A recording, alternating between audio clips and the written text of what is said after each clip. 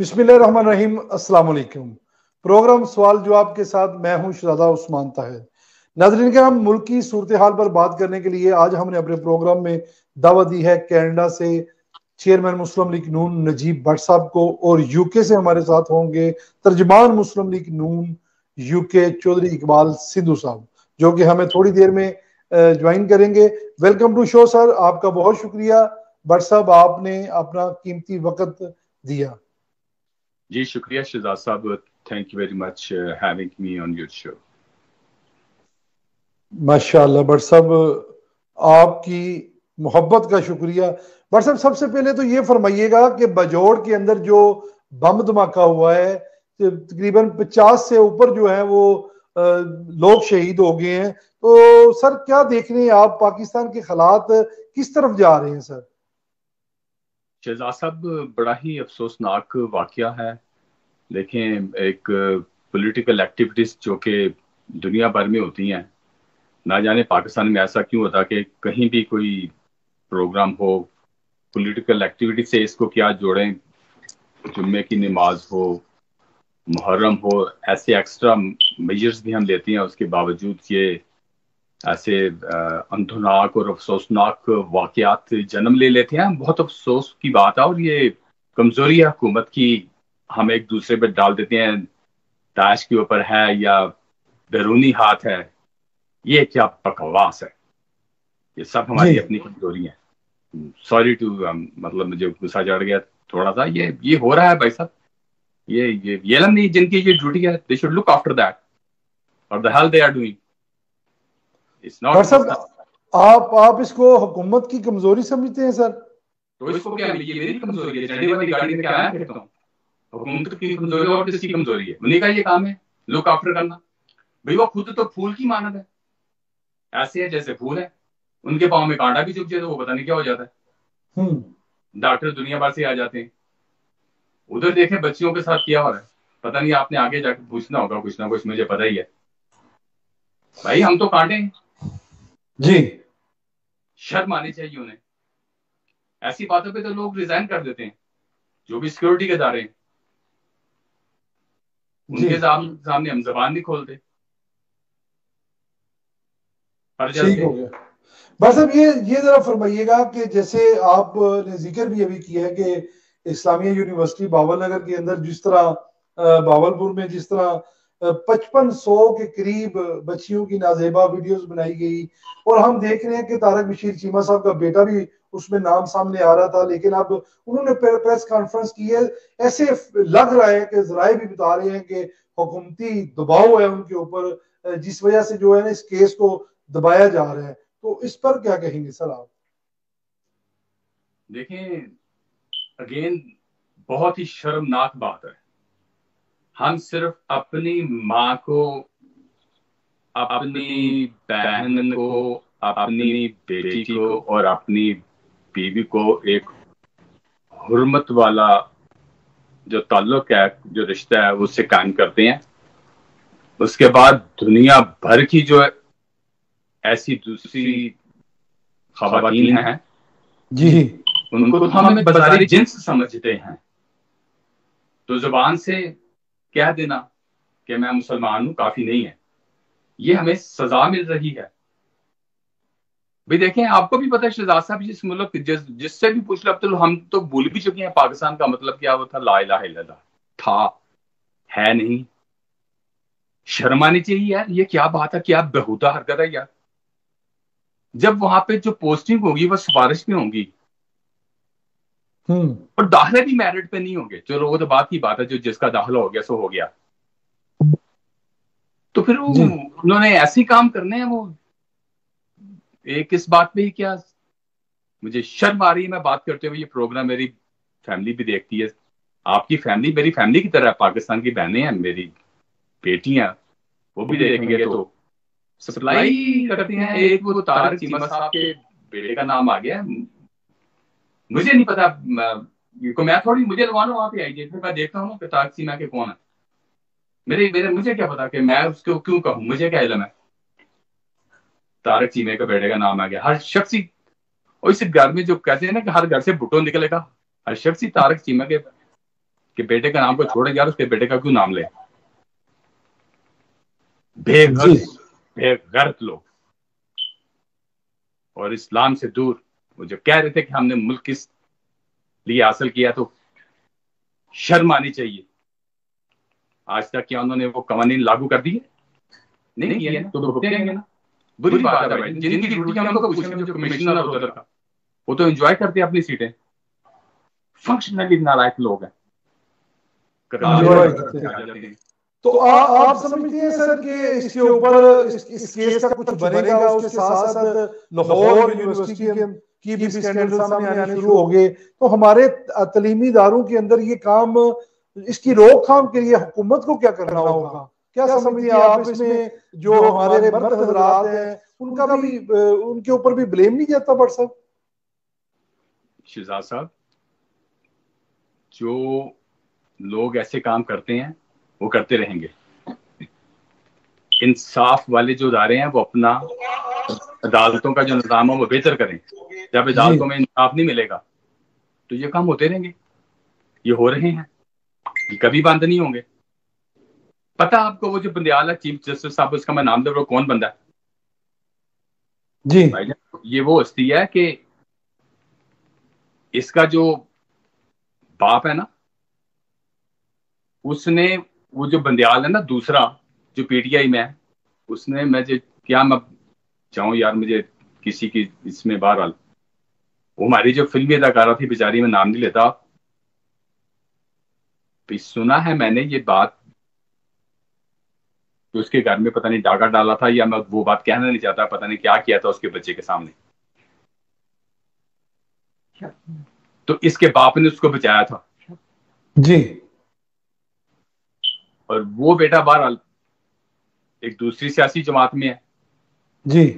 ये खानदान की, मतलब अब देखें ना किस कदर बुरे रेफरेंस के वो हमारा चीफ जस्टिस है। इससे अच्छे तो हमारे भगवान दास थे। यार जब तुम्हें सरदार बनाया जाए उस वक्त इंसाफ किया करो, वरना तुम्हारे लिए कड़ा अजाब है। कड़ा अजाब है। तो इनको याद क्यों नहीं आता कि उन्होंने अगर इंसाफ करें तो ऐसी बातें नहीं होगी, इंसाफ होना नहीं, ऐसी बातें होती रहेंगी। ठीक हो गया। अच्छा बट साहब, हर तरफ अफसोस ही अफसोस है सर। खबरें कुछ इस तरह की हैं कि ओवरसीज में बैठे हुए हैं, हमारे तो दिल जो है वो खून के आंसू रोते हैं। बट साहब, जो सिविल जज की अहलिया ने एक मुलाजमा के साथ जो तशद्दुद उसके ऊपर किया, इस कदर उसके साथ ज्यादती हुई है कि रूह कांप उठती है उस बच्ची की हालत को देख के, जो इस वक्त बताने वाले कुछ ये कह रहे हैं कि वो अल्लाह को प्यारी हो चुकी है, जबरदस्ती मनसूई सांसें लगाकर उसको जिंदा रखा गया हुआ है, इस कदर उसके साथ जुल्म हुआ है। तो सर शहबाज शरीफ साहब ने भी उसका नोटिस अब आ लिया गया एक हफ्ते के बाद। तो क्या देख रहे हैं सर, जज के ऊपर भी हाथ रखा जाएगा या फिर उसी तरह होगा जैसे 75 सालों से हो रहा है?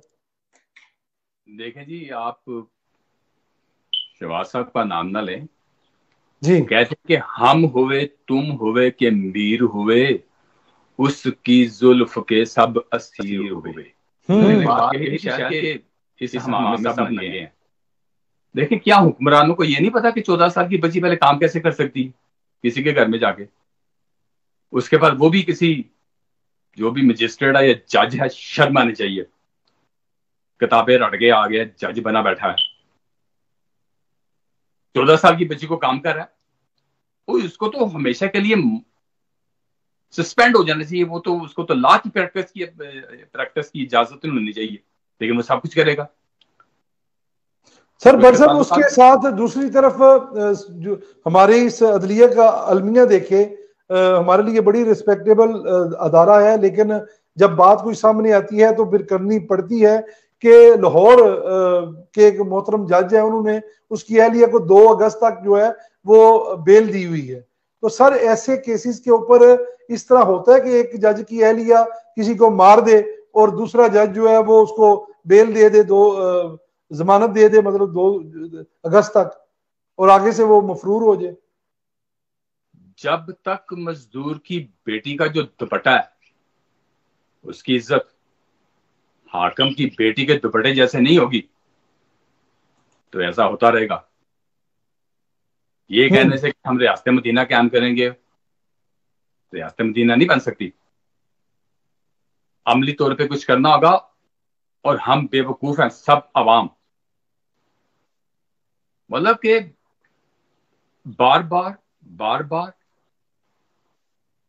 उन्हीं लोगों के पीछे जाते हैं जिनको वो आजमा चुके हैं, और इस कदर बेवकूफ हैं ये लोग, मैं भी इसमें शामिल हूं। और यार लीडर दी गूंद लेनी नू सोने दी डली साबित करने की कोशिश करते हो तुसी लोग। और जिस मर्जी सियासी पार्टी में चले जाएं, कौन है पाकिस्तान की, मुझे कहना चाहिए सबसे पहले इस्लाम की या पाकिस्तान की बात करता है जी, तो लीडर की बात करते हैं। सबके ऊपर बोझ होता है। जादी या जादी, कहां अफकार की जादी है, पहरे बैठे हुए हैं, कोई बंदा बात नहीं कर सकता। वो जज है ना, देखे ना, उसका भी ताल्लुक होगा ना, उसने उसको बेल दे दी जी। ताकि डिले हो जाए, कुछ हो जाए। देखे ना, इंसाफ नहीं है ना भाई साहब। तो आपको माज़ी करीम में कहीं नजर आता है कि ये इंसाफ हमारी कौम को मिलेगा? अगर सिलेबस चेंज करेंगे ना तो तब मिलेगा 20 साल बाद। लिख ले मेरी बात, अभी नहीं मिल सकता। अच्छा। सड़क कैसे क्रॉस करनी है, पौधों की हिफाजत कैसे करनी है, पानी को जाया होने से कैसे बचाना है, बड़े की इज्जत कैसे करनी है, क्लासेस में एक दूसरे को बुली नहीं करना। जब सिलेबस चेंज करो भाई साहब, पनीर ही लगाओ बचपन से। 20 साल लगेंगे, नहीं हो सकता, जो मर्जी कर लो। नहीं हो सकता। अल्लाह ताला की ज़ात मुल्क पाकिस्तान की खैर फरमाए, और जो जुल्म करने वाले हैं अल्लाह ताला जो है वो उन लोगों को भी जो है वो इबरत का निशान बनाए, ताकि वो किसी भी गरीब की बच्चे बच्चियों पर या किसी किस्म का भी जुल्म ना कर सके। बट साहब ये जरा फरमाइएगा कि आप की नज़र में निगरान वजीर आजम कौन आ रहा है?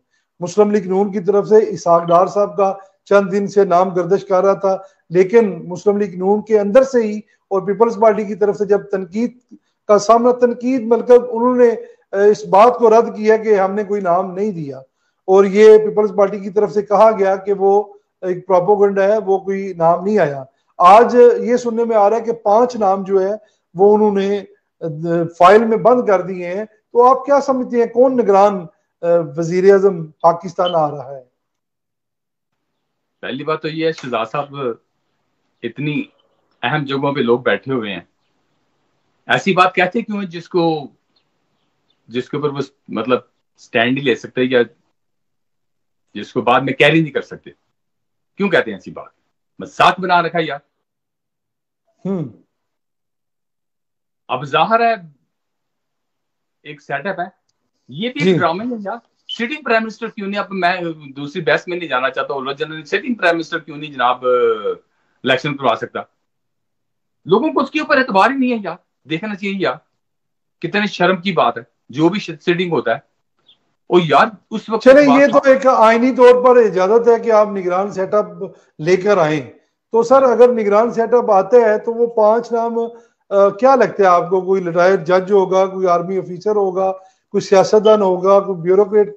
क्या लगता है आपको कौन आएगा?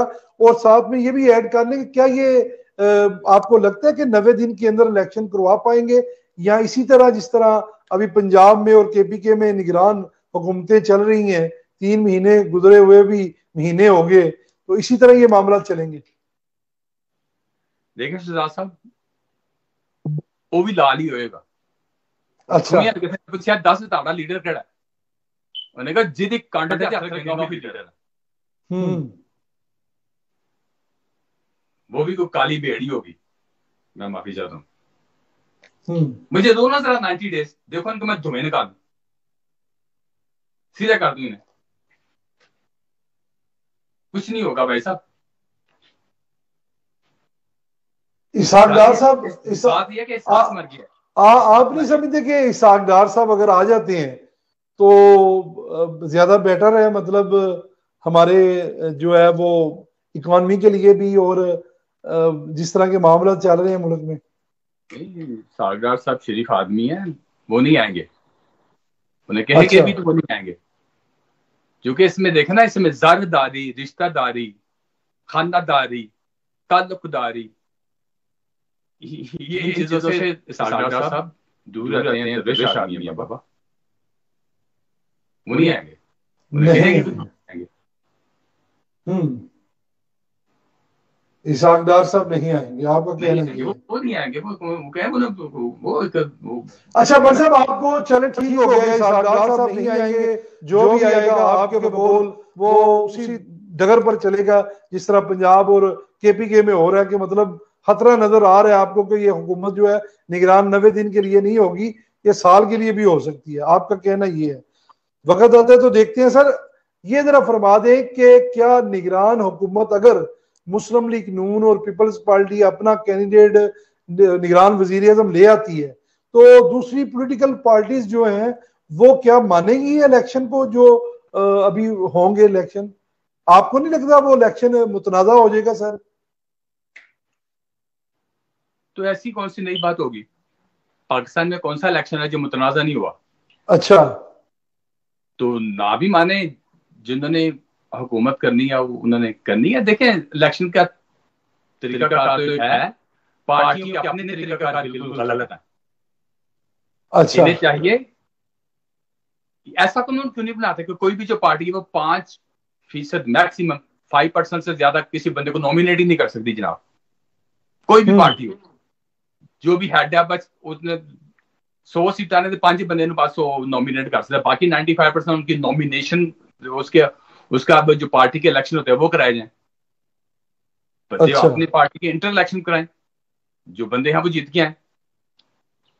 ये क्या बंदा के बोर्ड बैठा दिया 5 बंदों का जी, वो फैसले कर रहे हैं, और नगर के बंदे सारे आ जाते हैं। थाने की सियासत, कचहरी की सियासत, ट्रांसफर पोस्टिंग, फंड, यार इन्हें इतना नहीं पता मेंबर ऑफ लेजिस्लेटिव असेंबली को, जो सूबाई असेंबली का होता है, या मेंबर ऑफ पार्लियामेंट को, कि उनका काम क्या है। और भाई इन दोनों का काम सिर्फ कानून साजी है। एक का काम है सूबाई कानून साजी। जी बट साहब अभी इकबाल सिंधु साहब भी हमें ज्वाइन कर रहे हैं, बस 2 मिनट तक। जी जी जी सर। कानून साजी है उनका काम ना, उनको फंड मिलते हैं, फंड के हिसाब से मिलते हैं यार। एमएलए का क्या काम है तो उसको फंड मिले? सारा पता है। वो दायरे होते हैं जिनको कहते हैं सिटी के दायरे, बल्दियाती इलेक्शन जी। इस सड़के सुड़का पुल शुल बनाना उन्होंने काम होंगे भाई जी। ऐसी डंगर लोग ने जाके पत्थर के जमाने च रह रहे हैं, वो भाई बल्दियाती दायरे उन्होंने काम करो, तुसी कवानीन बनाओ। कवानीन काम होता है यार, मुझे तो समझ नहीं आती, पता नहीं कौन सी ये दुनिया में रहते हैं ये पाकिस्तान के जो वोटर है, वो नौकरियां देने पीछे पे होंगे। क्या नौकरी यार, उनका काम है नौकरी देना। और हम साइन देखी शहजाद, मन गुस्सा चढ़ गया यार, इको दिन आजाद हो सा, जाओ जाके देखो चांद पे जा रहे हैं। वो तो चांद पे जा रहे हैं, हम चाह रहे हैं कि चांद हमारे पास आ जाए। ठीक हो गया बट साहब, आपकी 4 दिन के पास होता है उस जगह पे जिसका मैं नाम नहीं ले सकता, 4 दिन के पास ही होता है। तो मेरा मुंह ना खराब, तेरी मेहरबानी भाई। अच्छा बट साहब ये जरा फरमा दे कि आज 10 साल हो गए हैं सी पैक को मुकम्मल हुए, तो आज उसके लिए बड़ी बहुत पुरवकार एक तकरीब भी रखी गई है इस्लामाबाद में। नायब वजीर आजम चीनी जो है वो पाकिस्तान में मौजूद है, और उनको जो है वो एजाजी तौर पर वो जो अवार्ड दिया जाता है वो भी दिया जा रहा है। तो आप क्या देख रहे हैं सर, ये सी पैक का कभी मंसूबा मुकम्मल होगा? और इसको क्या लगता है कि जो इमरान खान साहब के दौर में बंद हो चुका था तकरीबन, तो अब उसमें दोबारा जो है वो काम शुरू हो जाएगा और ईमानदारी से होगा? देखिए ये तो मुझे पता नहीं कि बंद हुआ था कि नहीं हुआ था, या उसकी स्पीड स्लो हो गई थी, लेकिन इतना मुझे पता है कि अगर चीनी में है तो वो जफाकश कौम है, मुझे लग रहा है ये मंसूबा कामयाब होगा। उनको रिवार्ड मिल रहा है तो चलो मिलना चाहिए जी। लेकिन ये तख्ती लग जाएंगे, इधर तख्ती ला तो उधर तख्ती ला। शहजाद साहब मुझे बताएं कितनी देर हुई आपको स्पेन में और यूरोप में और स्वीडन में और नॉर्वे में और दुनिया भर की आपने खाक छानी है? देखा कभी वहां पे? कभी कभी आपको शायद कहीं कहीं कोई तख्ती नजर आ जाती होगी। इधर हर गली पे तख्ती लगी होती है, जिस गली से बाहर निकलो ये तख्ती। यार शर्म आनी चाहिए, क्या तख्तियां लगी, क्या तख्तियों का क्या रिवाज है यार? ये तख्तियां क्या होती हैं यार? मुझे बताओ ना जरा, कितनी तख्तियां नजर आई आपको? सर तख्तियां बनती नहीं है वैसे। एक अगर आपके कोई एमएनए है वो अपने इलाके में काम करवा रहे हैं तो बाहर उनका इसमें ग्रामी लिखा हुआ है उस प्रोजेक्ट के ऊपर, तो लोगों को याद तो रहता है ना कि इस बंदे ने ये काम करवाया था। तो आपको क्या इतराज है सर इसमें? चले ये शहजाद साहब, आप ये ना कहें कि मैं ज्यादा सख्त बातें करूं। देखिए मेरी बात सुने, आप एग्री करेंगे मेरे साथ। शहजाद साहब, जब फूल खिलते हैं उनकी खुशबू चहार सू फैल जाती है। बेशक बेशक ऐसे ही है सर। और शहजाद साहब, नेकी के पांव नहीं होते। और फिर उसने कौन से अपनी अब्बू की कमाई से वो काम किया है कि वहां पे अपनी तख्ती लगा रही है? और टैक्स वालों के पैसे हैं ना, ये कर्जे के पैसे हैं। वो कहते हैं, वो है कि कर्जे की पीते थे मैं और कहते थे हाँ रंग लाएगी हमारी फाका मस्ती। कर्जे की पीते थे हाँ रंग लाएगी हमारी फाका मस्ती। फाका कर्जे की पीते थे मैं, जी जी जी, और कहते थे हाँ रंग लाएगी हमारी फाका मस्ती। ये कर्ज उठाने वाली कौन?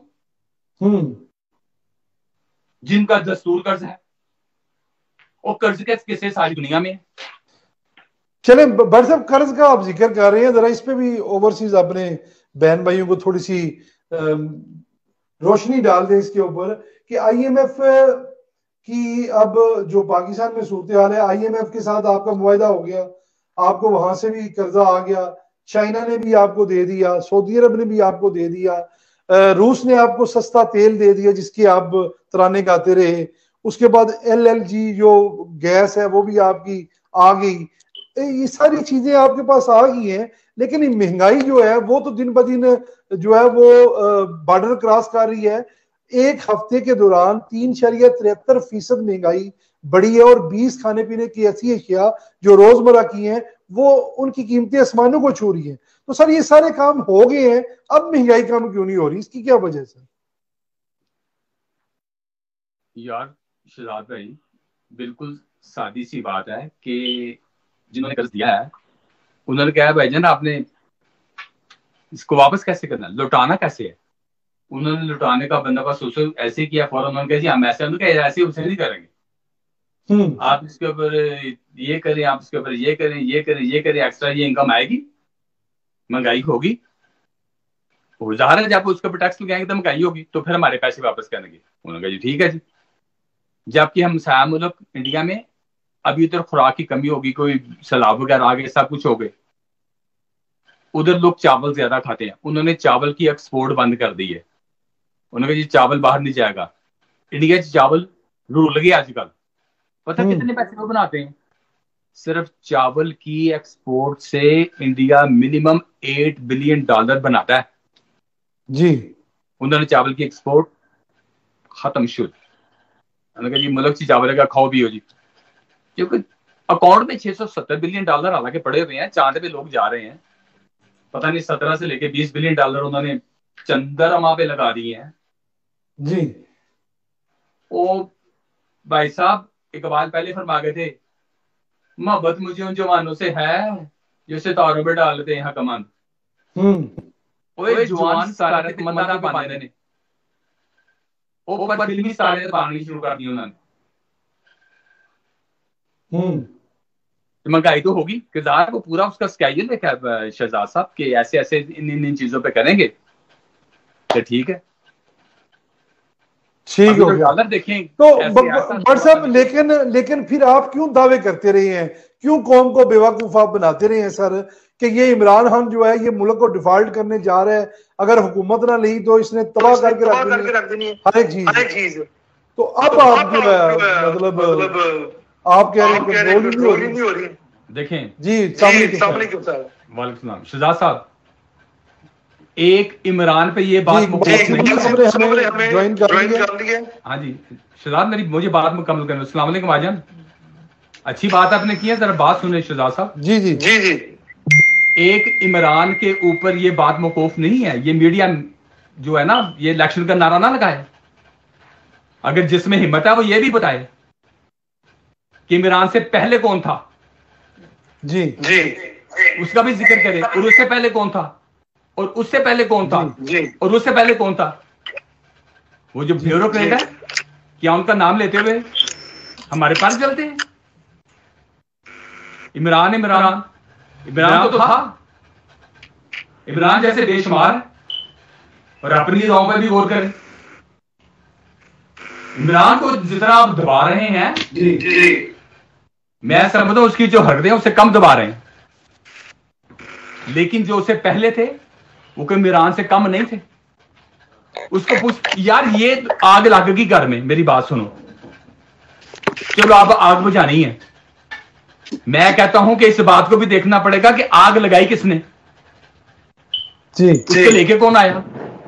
वो जी हाफिज साहब की, वो पता मैं क्या कहूं यार, अब हाफिज साहब को क्या हो गया पता नहीं, हाफिज साहब दी पता नहीं, हाफिज साहब ऐने नाजुक ने जी कि उन्होंने उत्ते पता नहीं की हो गया। बड़े मजबूत आदमी है भाई साहब, हाफिज साहब को इतने कमजोर आदमी नहीं है कि हाफिज साहब को कुछ हो जाएगा, हाफिज साहब ठीक ठाक है।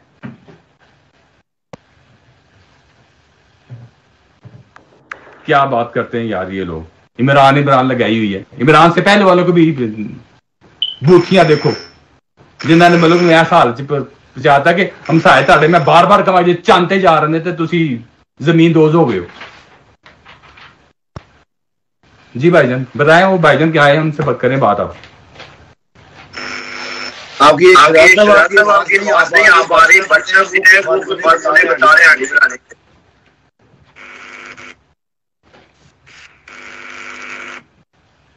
मेरी आवाज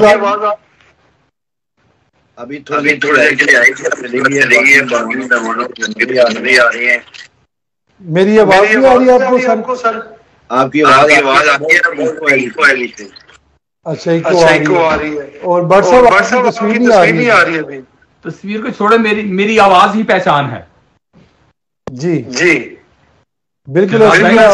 तस्वीर का क्या है, ताड़ी तस्वीर आ रही, ताड़ी दर्शन हो रहे हैं। नहीं कोई बात नहीं, अल्लाह को यही मंजूर है, तस्वीर नहीं आ रही, मंजूर होगा तो आ जाएगी। जी हमें भी बट सब आवाज का आ गया, क्योंकि सिंधु साहब लेट आए वो साहब में नजर आ रहे हैं, माशाल्लाह भी नजर आ रहे हैं। जैसा मसल हो रही है कुछ नहीं आ रहा। जी इकबाल भाई का फ्रेम ठीक करने जरा स्टूडियो बंद कर दो।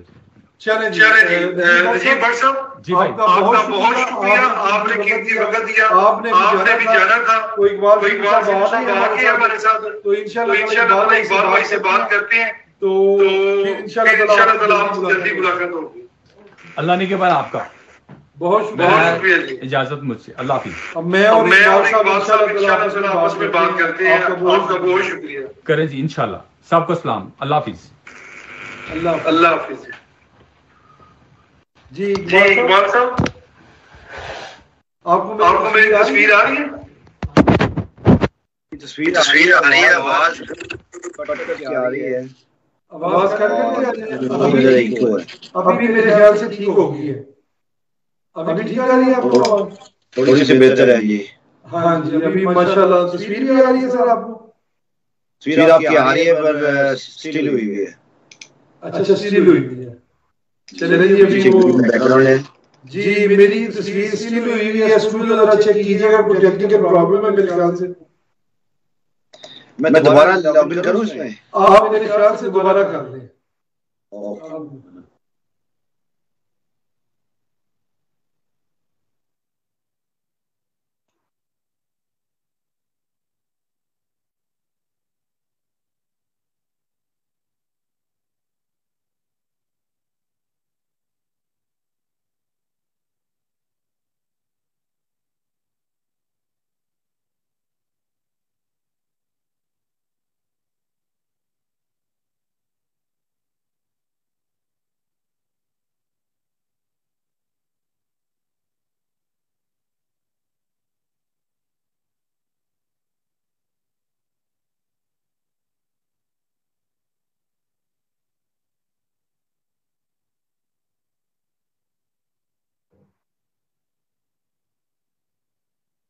जी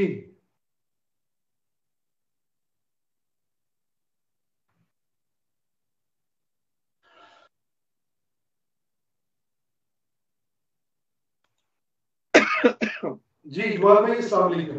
अभी आवाज ठीक है नहीं सर आपको? बहुत बेहतर है जी, बहुत बेहतर है। चलिए जी स्टूडियो ऑन करें जी, जरा शुरू करें इकबाल साहब के साथ जरा गुफ्तगू। कैसे आप ठीक ठाक हैं? अल्हम्दुलिल्लाह इकबाल साहब आप लेट आए हैं, प्रोग्राम का टाइम तो खत्म हो आपने गया। 5 कहा था। ओहो सर वो यूरोप और मैं के यूके टाइम, मैं यकीन करें मैं यूके टाइम समझे बैठा हूं। मैं तो जी नाज़रीन किराम इस वक्त दूसरा सेक्शन हमारा शुरू हो चुका है सवाल जवाब प्रोग्राम का। हमारे साथ इस वक्त मौजूद हैं तर्जुमान मुस्लिम लीग नून यूके चौधरी इकबाल सिंधु साहब। तो आइए नाज़रीन अपनी गुफ्तगू का आगाज करते हैं और इनसे भी पाकिस्तान की सूरत हाल के बारे में जानते हैं।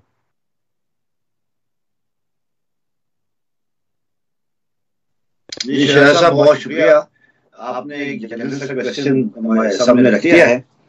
पर पहले तो मैं जो कल धमाका हुआ है उनमें जो शहदा हैं और उनके लवाहिकीन हैं उनके लिए हम बड़े गमगुसार हैं।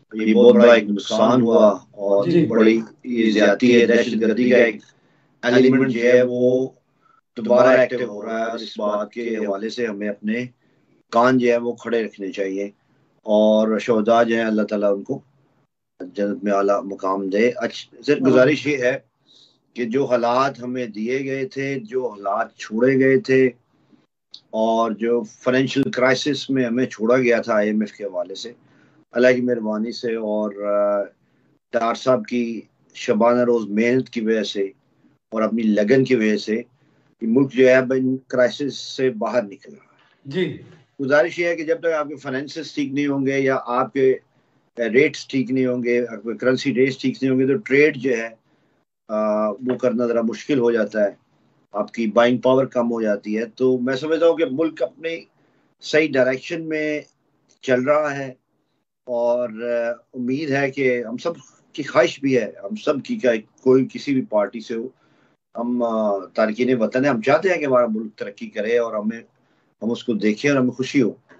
तो सर आपने सिद्धू साहब जिस तरह अभी आपने जिक्र किया है कि मुल्क जो है डार साहब की क़यादत में जो है वो बेहतरी की तरफ जा रहा है, लेकिन सर अगर बेहतरी की तरफ जा रहा है तो फिर एक हफ्ते के अंदर 3.73% महंगाई ऊपर होना और पाकिस्तान में महंगाई की वजह से लोग खुदकुशियां कर रहे हैं। सर आपके शहर लाहौर में चंद रोज पहले एक बंदे ने पुल के ऊपर से छलांग लगा दी और पता चला कि रोटी पूरी नहीं थी होती तो बच्चों को भूखा नहीं था देख सकता।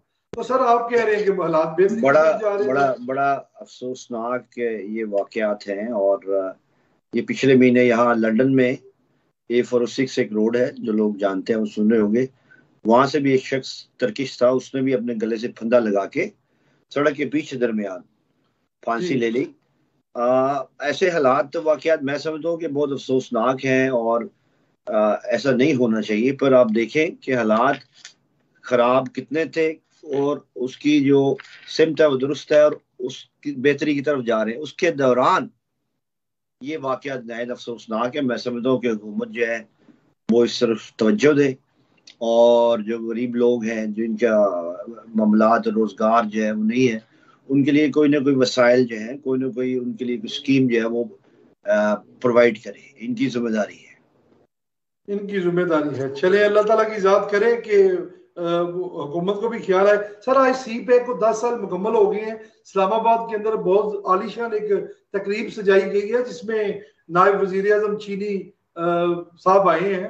तो सर क्या देख रहे हैं CPEC अब अपने जो हतमी उसको जामा बनाया जाएगा सर, कब तक आपको लगता है?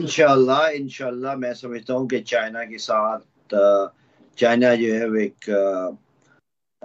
इकोनॉमिक माइट है और दुनिया में आगे इनका बहुत ज्यादा इन्फ्लुएंस होने वाला है। इनके साथ कोलैबोरेशन CPEC के हवाले से, जिसको इमरान खान की हुकूमत ने सैबोटाज करने की बेतहाशा कोशिश की और ये एविडेंट है और सब लोग जानते हैं।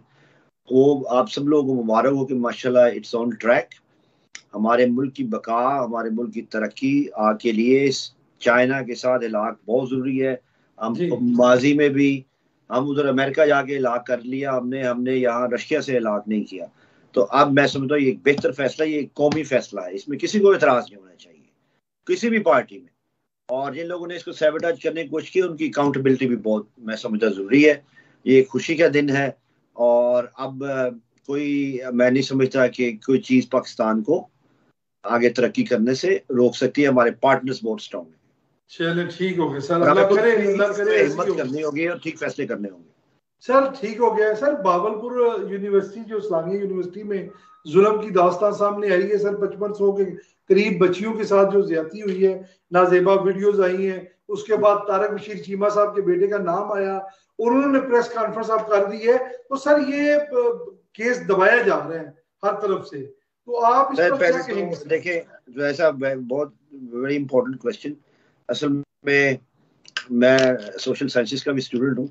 गुजारिश ये है कि हालात, पहले तो ये है कि ये जो वाकया हुआ उससे सख्त कंडेम करते हैं, बहुत शर्मनाक बात है जी। हालात इतने बुरे हैं कि 5000 वीडियो फिल्में, एक वीडियो फिल्म बनाने तक का सफर, उसके बाद उसको संभालने तक का सफर एक लंबा प्रोसेस है जी। किसी एक शख्स, एक विक्टिम ने कोई एक शिकायत दर्ज नहीं की, ये भी एक हैरानकुन बात है। इस एस्पेक्ट को जो है वो हमें देखना पड़ेगा।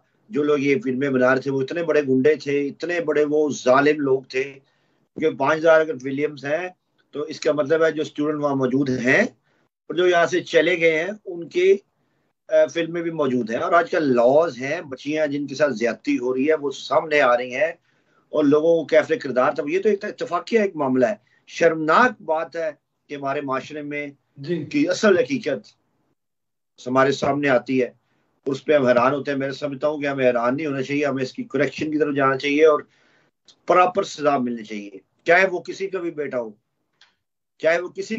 हो, करार वाकई सजा होनी चाहिए। और ये बहुत इंपॉर्टेंट है। अगर ये नहीं होगा आज, तो फिर इस तरह के मामलात जो हैं वो बारहा आपके सामने आते रहेंगे और लोग जो है ये काम करते रहेंगे। तो यहाँ जरूरत है, ये मेरा ख्याल है, ये जो मुल्ला हैं जो इकट्ठे हुए हुए सब जी, इनका काम है कि इस पे जोर दें। ये जो मोहब्बती ग्रुप है इनका काम है कि बाहर निकले और बाकी लोगों का काम है और उनके हकूक के लिए जंग लड़े। मैं समझता हूँ ये बहुत सर वो आप लोगों को तो मैसेज दे रहे हैं कि उनके हकूक के लिए जंग लड़ें और मुल्ला को भी दे रहे हैं। आपकी हुकूमत है, आप तर्जमान है मुस्लिम लीग नून यूके के, बहुत बड़ा चैप्टर है सर। तो आप अपनी हुकूमत से क्यों नहीं कहते कि इसकी कोई मतलब हुकूमत से मैं क्यों कहूंगा, जब हुकूमत अपना काम कर रही है, अपने दायरा कार में रह के जो भी प्रोसीजर्स हैं वो फॉलो कर रही है। हाँ, हुकूमत से यही रिक्वेस्ट अगर आपको ये लगता है, अगर लगता है कि हुकूमत से यही रिक्वेस्ट कर सकते हैं, ये एक माशरा है, ये पाकिस्तानी माशरा है, दुनिया का माशरा है। यहाँ अमीर आदमी किसी ना किसी तरह रास्ता बना लेता है, वो पुलिस खरीद लेता है, वो अदलिया खरीद लेता है, वो सियासतदान खरीद लेता है, वो जेल के अंदर लोग खरीद लेता है। मसला ये है कि जो आपकी ग्राउंड लेवल पे जो करप्शन है वो एलिमिनेट नहीं हुई, तो आप सिर्फ और सिर्फ हुकूमत को ब्लेम नहीं कर सकते हैं। लोग 12-12 साल केस लटका लेते हैं। आप इन जजों का हाल देखें, आप सुप्रीम कोर्ट का हाल देखें, हर जज तो बकाऊ है जी। तो हुकूमत को कटारे में खड़े कर देना। हुकूमत अपनी ड्यू डिलिजेंस कर रही है, हुकूमत अपना काम कर रही है, एक मैकेनिज्म होता है जो ऑलरेडी चलता है। हमें चाहिए कि मजीद प्रेशर बिल्ड करें और उनके वालिद साहब जो एक गुंडा टाइप शख्सियत है और बड़े धमाके से बात करते हैं, उनको अपने बेटे को डिफेंड करने के लिए नहीं आना चाहिए था। पुलिस शुड टेक इस कोर्स और मामला अदालत में जाना चाहिए और सजाएं मिलनी चाहिए। ये जो क्राइम है इनकी सजाएं भी एक्स्ट्राऑर्डिनरी होनी चाहिए। ये नहीं है कि जेल में दे दिया 6-7 साल के लिए, ऐसी सजा होनी चाहिए कि ताकि लोग दोबारा जो है इस किस्म की हरकत करने का भी ना सोचें। ये तो एक पकड़े गए इत्तेफाक से। तो आप ये बताएं, जो कौम सबसे ज्यादा ब्लू फिल्में देखती है दुनिया में, वहां और क्या क्या हो रहा होगा और क्या क्या हमारे सामने आएगा, किस चीज को हमें बर्दाश्त करना पड़ेगा। ठीक हो गया इकबाल साहब, अल्लाह ताला। मैंने इसलिए बताया था कि तमाम जो लोग स्टेक होल्डर हैं, असातिज़ा हैं, उस वालिदैन हैं, मौलवी हैं, ये वो सब अपना एक हिस्सा डालें, लोगों की तरबियत करें। यहाँ हम जो कौम तैयार कर रहे हैं वो आप देख रहे हैं, और इंडिया जो है वो IBM को अपना एम्प्लॉय सप्लाई कर रहा है। They are hiring them, YouTube, Microsoft, वो कैसी कौम तैयार कर रहे हैं और हम कैसी कौम तैयार कर रहे हैं, आप बताओ। सर मेरे ख्याल से ये हुकूमत का भी इसमें जिम्मेदारी है, मुआशरे की भी जिम्मेदारी है, सबको अपना किरदार अदा करना होगा। बिल्कुल सख्त से सख्त सजा मिलनी चाहिए, आपका भी मुतालबा है और ओवरसीज पाकिस्तानी भी यही कह रहे हैं। हुकूमत से भी जो भी इस वाक़े में जिनका भी नाम आता है उनको। और दूसरी तरफ सर ये जो इस्लामाबाद में आपके जो सिविल जज हैं उनकी अहलिया ने जो मैं अब क्या कहूँ कि उन्होंने जो जुल्म की जो है इंतहा कर दी है। जो मुलाजमा बच्ची थी सरगोदा की, आप भी सरगोदा से रहने वाले हैं। जी मैं देखा है, मैंने सब देखा है, बड़ा जुल्म है। क्या देख रही है आप सिद्धू साहब? मैं पिछली बात की शहजाद साहब कंटिन्यूटी है, ये हमारे माशरे की हकीकत है जो अब मीडिया के जरिए सामने आ रही है, जिसको हम अब देख पा रहे हैं और उसके बारे में सोच रहे हैं कि इसका क्या करना है। मैं समझता हूँ अभी बहुत कुछ और भी सामने आने वाला है। और फिर वही बात कि जो सरमायादार है, जो ताकतवर है, उसके लिए जो कानून है वो मुख्तलिफ है। उनको बचाने के लिए जजेस कोशिश कर रहे हैं, मुकला का कोई बंदा पकड़ा जाए तो वो गोलियां चलाना शुरू करते हैं। माशरे में बड़ी खराबी है और हर बंदा राइट पे चल रहा है। ये तो कहने की बात है, इस्लामी जमहूरिया पाकिस्तान और तरावियां पढ़ ली, नमाजें पढ़ ली। आप करैक्टर की बात करें, आप पाकिस्तानी कौम जो है दुनिया में तीसरे नंबर पे झूठी कौम है। अल्लाह ताला की ज़ात रहम फरमाए। अच्छा सर ये जरा फरमा दें कि इस वक्त निगरान हुकूमत की तैयारियां शुरू हो चुकी हैं, 5 नाम फाइल में बंद कर दी गई हैं। पिछले हफ्ते हमने देखा कि पूरा हफ्ता डार साहब का नाम, इसाक डार साहब का नाम चलता रहा, लेकिन उसके ऊपर फिर बहुत सी बातें हुई तो वो अब नाम दब गए और 5 नामों का सुनने में आ रहा है। तो आप क्या देख रहे हैं सर, निगरान वजीर आजम पाकिस्तान कौन आ रहा है इस मुल्क के अंदर, और निगरान सेटअप क्या 3 महीने के लिए होगा या फिर वो उसकी मुद्दत वैसे? ऐसा मुझे नहीं है कि कौन से 5 नाम जो हैं वो फॉरवर्ड किए गए हैं, आप जरा मुझे याददानी करा दें तो मेहरबानी होगी। सर 5 नाम, वो उनमें से एक नाम निकलना है, वो पर्ची निकलनी है अभी, ये कहा जा रहा है अभी मेन स्ट्रीम मीडिया के ऊपर भी। मैं समझता हूँ अगर तो मेरी राय ली जाए तो डार साहब से बेहतर आदमी कोई नहीं अच्छा। इस जॉब के लिए। और दिन रात अनथक मेहनत करने वाली शख्सियत है, मुल्क के साथ मुखलिस है और नॉन करप्टेबल है और जिद्दत से सब काम करते हैं, बातों को समझते हैं। बाकी नामों के बारे में मुझे इल्म नहीं है। अगर डार साहब आ रहे हैं तो मैं समझता हूं मुल्क के लिए बहुत अच्छा है। हाँ, उसकी ड्यूरेशन का तायन जो है, वो जो भी आईनी तायन है उतने दिनों के लिए आनी चाहिए और जो भी प्रोसीजर है इनके मुताबिक वो इंशाल्लाह फॉलो करनी चाहिए। ठीक हो गया जी। इकबाल सिद्धू साहब का कहना ये है जी, नाज़रीन किराम के डार साहब ही आए। और वो डार साहब सर, मैं अगर गुस्ताखी ना करूं तो वो मैं पूछ सकता हूं सर, क्यों डार साहब ही क्यों आए? क्या उनसे काबिल बंदा और कोई नहीं है? और डार साहब इसलिए आए हैं कि सर मेरा सवाल जरा मुकम्मल होने दे सिद्धू साहब, फिर आप जवाब दीजिएगा। ये जरा बता दें कि डार साहब अगर निगरान वजीर आज़म बनते हैं तो क्या आपको लगता है ये इलेक्शन मुतनाज़ा नहीं होगा? क्या एक सियासी पार्टी के जो मेन पिलर है वो अगर निगरान वजीर आज़म आते हैं, दूसरी पार्टियां उस इलेक्शन को मानेंगी सर? देखिए, नाम तो जो है मुतवक्का तौर पे तमाम लोगों की अंडरस्टैंडिंग से आएगा। मैंने डार साहब को चूंकि जाती सीट में जानता हूँ, मैं उनकी काबिलियत को जानता हूँ, एक ही नाम जो है वो मुझे पता लगा है, तो ऑब्वियसली मैंने उसके हवाले से आपको कुछ बातें बताई। डार साहब क्यों आने चाहिए? जिस दिन डार साहब जहाज पे बैठे थे यहाँ पाकिस्तान जाने के लिए, तो डॉलर का रेट 6 रुपये नीचे आ गया था जी। डार साहब इसलिए आएंगे कि डार साहब मुल्क के लिए जिद्दोजहद की, डार साहब ने लड़ाई की, डार साहब में काबिलियत है, डार साहब में कमिटमेंट है, डार साहब में नो हुआ है और एक समझदार और ठंडे मिजाज की शख्सियत है। मैं ये जाती क्वालिटीज और जो उनकी परफॉर्मेंस है वो तो आपके सामने ही है। दूसरा, आप कह रहे हैं कि निगरान हुकूमत में इंडिपेंडेंट लोग आएंगे। कौन इंडिपेंडेंट है वहां, बताइए आप? अदलिया इंडिपेंडेंट है, अदारे इंडिपेंडेंट है, बताइए कौन इंडिपेंडेंट? मैं समझता हूँ एक ईमानदार आदमी आना चाहिए और जो इलेक्शंस को सही टाइम पे अच्छे तरीके से कंडक्ट करे और आइन के मुताबिक तमाम मामला करे। पीटीआई को तो हमेशा एतराज रहेगा, जो भी चले सर पीटीआई के साथ लाख जमाते जो है वो उस पर एतराज करेंगी। अब इलेक्शन की बात होगी नहीं तो वो कहेंगे हम जीतेंगे तो हम मानेंगे। तो ये एक रविश जो है काफी अरसे से चल रही है। ठीक हो गया। चले जी, वक्त बताएगा कि कौन निगरान वजीर आजम पाकिस्तान आता है और क्या उसकी मुद्दत 3 महीने होती है या 3 साल होती है। लास्ट में सर ये बता दें कि मियां साहब की वापसी में अब क्या रुकावट है सर? वो यूरोप का भी टूर उनका खत्म हो गया, मेरे ख्याल से लंदन पहुंच चुके हैं, तो आप क्या समझते हैं सर, कोई रुकावट नजर आ रही है आपको जिस वजह से वो अभी पाकिस्तान नहीं जा रहे? मेरा ख्याल है कि कुछ असल में हम बड़ी जल्दी भूल जाते हैं कि हमारी जो धुलाई हुई थी इमरान खान की हुकूमत के दौरान, उसमें भी कुछ ऐसे एलिमेंट्स है वो हमें भूलने नहीं चाहिए और हमें सोच समझ के मामलात चलने चाहिए और जल्दी से चलने, जल्दबाजी नहीं करनी चाहिए। मियाँ साहब एक बुर्दबाज शख्सियत है। इंशाअल्लाह पहले मियाँ साहब का नाम क्लियर होगा और फिर मियाँ साहब का नाम क्लियर होगा तो मियाँ साहब पाकिस्तान के लिए रवाना होंगे। इस तरह नहीं होगा जैसे लोग कहते हैं कि फ्लाइट पड़ी उठे चले गए, अदालतन टिकट खाए, ये काम नहीं होगा। साबित हो चुकी है, मेरी बात सुनिए, ये बात साबित हो चुकी है, वाज़े तौर पे साबित हो चुकी है। इन मुखालफीन ने बयान दे दिए हैं कि जाली केसेस से और जाली मामलात है, इसलिए मियाँ साहब का नाम को बाइज्जत तौर पे क्लियर करना चाहिए और कौम मियाँ साहब से माफी मांगे जो उन्होंने मियाँ साहब के साथ जाती की। ठीक है, कौम माफी मांगे और ना कि वो हरीफ माफी मांगे जिन्होंने ये सारा काम किया। सर उसके ऊपर तो आप बात ही नहीं करते, आपका मेरे ख्याल है सुट पंजा हो गया उधर, इसलिए जो है ना आपने बात करनी छोड़ दी है उनकी भी। नहीं, मैंने आपको वादे किया कि हमने भी बहुत तरीके भुगती हैं, हमने भी बड़े मामलात देखे हैं। समझदारी और बुर्दबारी से चलना पड़ता है।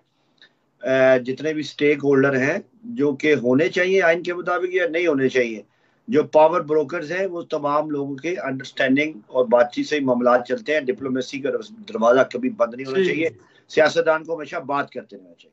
ठीक हो गया सर। ये लोग ये भी इस वक्त बातें कर रहे हैं कि मरियम नवाज शरीफ साहबा जब से मतलब दुबई से होकर वापस पाकिस्तान गई हैं तो खामोशी है हर तरफ, तो क्या कोई मेरा ख्याल है एक टाइम स्पैन होता है और एक डेट्स फिक्स होती हैं और उन डेट्स पे सारी जो भी कैंपेन होगी और वो उसका स्टार्टअप होगा, उसके लिए प्रिपरेशंस होती हैं। So they might not want to give away much before time.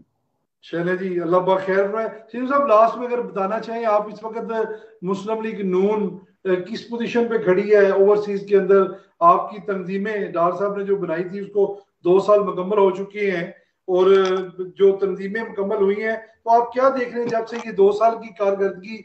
और आप समझते हैं कि पीटीआई का जो जोर था ओवरसीज के अंदर या दूसरी सियासी पार्टियों का, उससे बेहतर आपने काम किया सर? बिल्कुल नहीं जी, मेरा ख्याल है कि इल परफॉर्म किया है।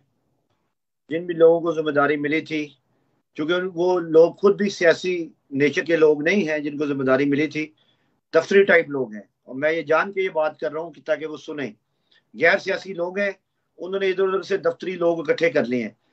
उनको मालूम नहीं है कि पॉलिटिकल वर्कर क्या होता है, जिसने फील्ड पे मार खाई है, और ये दफ्तर में बैठ के काम नहीं किए जा सकते। मैंने नहीं देखा कि हमने पीटीआई को आउट परफॉर्म किया है या हम उनके 5% हंसे खुश हो, 5% भी हम उसके करीब गए हैं। तो जिन लोगों ने परफॉर्म नहीं किया वो जवाब दें, और ये जूम मीटिंग से काम नहीं चलते, इधर उधर से इस तरह काम नहीं चलेगा। They have to get out. All right sir. Sir मेरा खासा इसलिए निकला कि आपकी बात सुने जी, but this is my personal opinion. मैं समझता हूँ कि अगर उनमें पॉलिटिकल अवेयरनेस नहीं है तो ऑब्वियसली उनका प्रोफेशन नहीं है, तो वो ऐसे लोगों को साथ लगाएं जिनको पॉलिटिकल अवेयरनेस है। खुद एक जगह खुदा बन के मत बैठें, मशवरे के साथ चलें, कमेटियां बनाएं। एक बंदे के पास इतनी पावर और इतनी अथॉरिटी जो है वो क्वेश्चनेबल हो जाती है, और जो होने शुरू हो गए हैं और कोई हार्मोनी नजर नहीं आ रही है। नंबर्स तो पता लग रहे हैं, पर what have we achieved so far? Nothing. कितने वोटर्स आपने रजिस्टर्ड किए हैं, क्या फंडिंग आपने की है, कौन सा आपने, अब हुकूमत आपकी जाने वाली है 10-12 दिनों में, आपने कौन सा वहां तमाम ओवरसीज को बुला के वहां को कन्वेंशन कर लिया है? क्या आपने उन्हें दिया? क्या है? वोटिंग का राइट दिया है? क्या दिया? क्या सेल हम क्या करेंगे? मुझे ये बताइए कैसे लोगों को मैनेज कर रहे हैं? इस तरह इकट्ठे करना लोग इधर उधर से, एक मतलब this is not genuine exercise. I hope के they learn and if they need assistance और help we are always here. आप भी आए, हम भी आए हैं, इसको हमें बेहतर करना चाहिए। और जितना भी उन्होंने किया ठीक है, एक्सेप्टेबल है, पर this is not enough, it's never enough. ठीक हो गया सर। पहले नंबर पे तो मेरी हंसना जो मेरा इसलिए निकला था कि आपकी हुकूमत है और आपकी कारकर्दगी बहुत अच्छी रही है। 2013 में ओवरसीज के हवाले से आप लोगों ने काम किया सर, तो इसलिए आपकी हुकूमत और उसके बाद फिर 2 साल से ये जो ओवरसीज को we will have to offer them something in return. ठीक, क्या ऑफर हम कर रहे हैं? क्या हमने उनके गोल्ड कार्ड बना दिए हैं? क्या हमने उनके लिए फ्लाइटें सस्ती कर दी हैं? क्या हमने कुछ क्या किया है? वी हैव डन नथिंग, ना पहले किया था ना अब किया है। उनके राइट्स जो है, मैं बतौर ओवरसीज शहरी बता रहा हूँ, उनके राइट्स जो है वो सलब हुए हैं जरूर, किसी ने भी नहीं परफॉर्म किया और आगे भी होने के कोई चांसेस नहीं है। इसीलिए जो है वो एक जेन्युइन सपोर्ट अभी तक इकट्ठी नहीं हो सकी। ये कागजी सी एक तंजीम तैयार कर ली गई है और जब वक्त आएगा तो मेरा ख्याल है ये परफॉर्म ना कर पाएंगे। ठीक है सर, आपने फंडिंग का जिक्र किया, तो क्या मुस्लिम लीग नून को जो फंडिंग का एक मसला ये है कि ओवरसीज के लिए फंडिंग एक बड़ा डेलिकेट इशू है। फॉरेन फंडिंग का ऑलरेडी केस चल रहा है और फंडिंग रेपुटेशन के बेस पे होती है और आई सी नोबडी रिस्पॉन्सिबल और आई सी नो मैकेनिज्म ऑफ फंडिंग। तो ये भी बाद में क्वेश्चन रेज होंगे कि वो खा गया तो वो खा गया तो ये तो सर हमें हमारे जराए बता रहे हैं कि हमें खबरें मिल रही हैं कि अब मुस्लिम लीग नून के चंद लोग जो हैं वो जो है वो ये कहते हुए नजर आ रहे हैं, कहीं जराए जो बताते हैं कि कोई किसी को कहा जा रहा है कि 10,000 पाउंड दें, मियाँ साहब से आपकी मुलाकात करवाते हैं, मियाँ साहब खुश हो जाएंगे।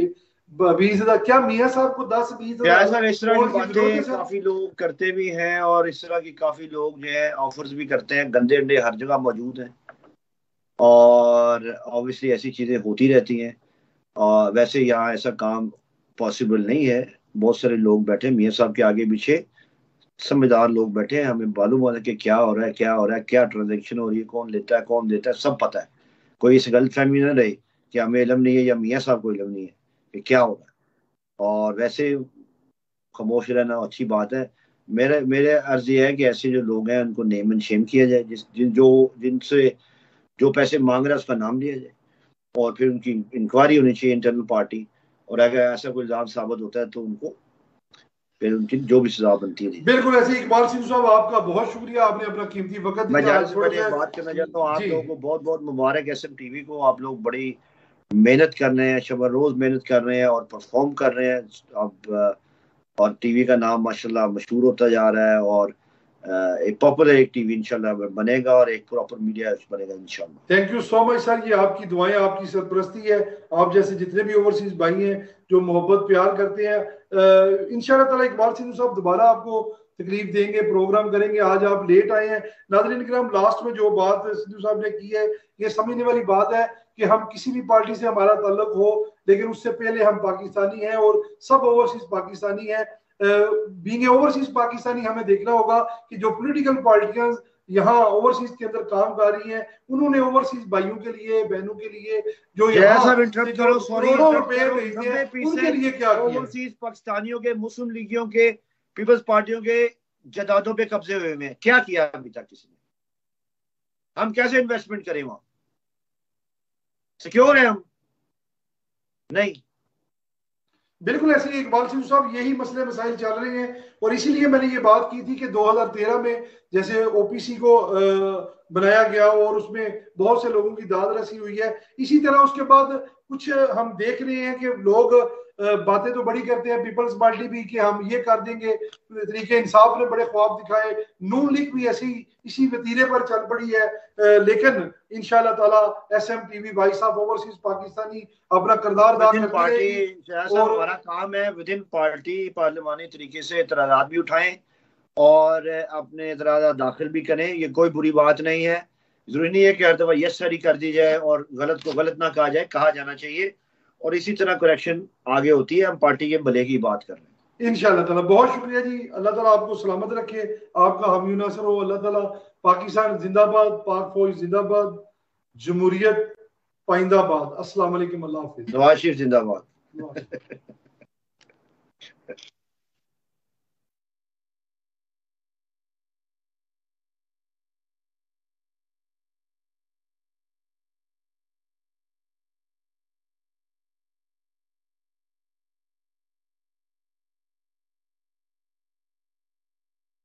खबर से आपको आगाह करेंगे कि चीन के नायब वज़ीर आज़म को हिलाल पाकिस्तान से नवाज दिया गया। ऐवान सदर में चीनी नायब वज़ीर आज़म को हिलाल पाकिस्तान देने की तकरीब मुनाकिद हुई। तकरीब के दौरान सदर मुमलिकत